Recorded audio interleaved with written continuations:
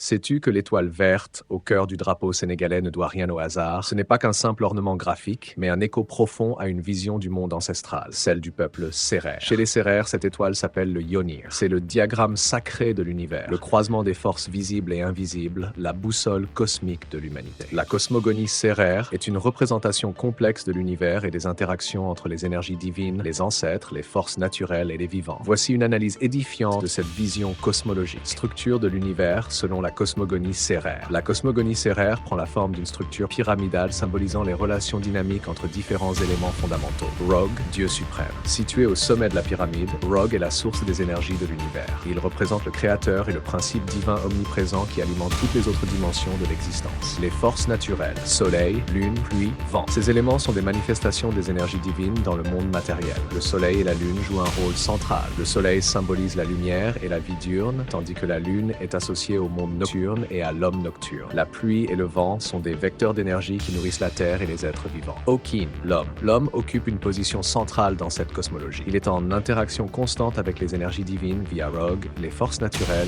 les ancêtres et les Pangols. Les Pangols, esprit médiateur. Les Pangols sont des entités spirituelles qui servent d'intermédiaires entre Rog, les ancêtres et les vivants. Ils sont associés à des autels sacrés et jouent un rôle clé dans le culte religieux sérère. Les ancêtres. Les ancêtres sont toujours vivants dans la cosmogonie sérère. Nourris par les sacrifices effectués par leurs descendants, ils émettent des énergies qui influencent le monde des vivants. Leur demeure est représentée par le village des morts, où ils continuent de jouer un rôle actif dans l'univers spirituel. Le cycle des énergies. L'énergie circule constamment entre Rog, les forces naturelles, les Pangols, les ancêtres et les vivants. Les sacrifices faits aux ancêtres permettent un retour des énergies vers les vivants, assurant ainsi une continuité entre le monde visible et invisible. Fonctionnalité cosmologique. La cosmogonie sérère met en avant une interdépendance entre tous les éléments, divin, naturel, humain et spirituel. Une dynamique cyclique où chaque action humaine, comme les sacrifices, influence directement l'équilibre cosmique. Une connexion forte entre le monde visible, terre, et invisible, spiritualité, assurée par les Pangols et les ancêtres. En résumé, cette cosmologie offre une vision holistique de l'univers où tout est interconnecté. Elle guide non seulement la spiritualité, mais aussi la vie quotidienne des Sérères à travers leurs rites et croyances. À la lumière de cette analyse, on comprend mieux pourquoi Senghor, Sérère, poète et père de la nation sénégalaise, a choisi une étoile verte à 5 branches, symbole visuel du Yonir, pour guider le Sénégal. Ce n'est pas seulement une décoration graphique, c'est un message métaphysique. Il rappelle que le destin du peuple est lié à ses racines spirituelles, que l'équilibre social passe par l'équilibre cosmique, et que la modernité ne peut s'épanouir que sur un terreau culturel assumé. Ainsi, à travers l'étoile de Sinople, le Sénégal moderne intègre la sagesse ancestrale sérère dans la matrice de son identité républicaine.